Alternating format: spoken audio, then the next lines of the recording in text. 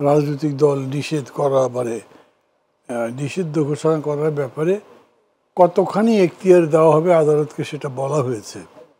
এবং এখন আপনি যেটা বললেন এটাই পত্রিকা লিখেছে, তারা ব্যান করতে পারবে না, তারা মত দিতে পারবে। জি, আমার কাছে কিন্তু খুব পিকুলিয়ার মনে হলো। তার মানে কি আপনি কোর্টকেই একটা রেস্ট্রিকশন দিয়ে দিলেন না?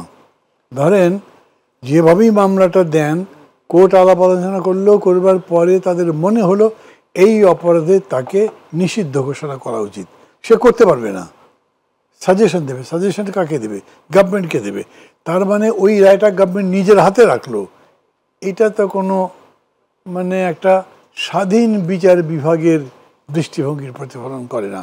আমি মনে করি যে এতে সরকারের একটা রাজনীতি আছে, সেই রাজনীতিটাকেই তারা হাতে রাখবার জন্য চেষ্টা করা হচ্ছে এবং সেই কারণে আদালতের স্বাধীনতা বা তার ক্ষমতা খর্ব করা হচ্ছে।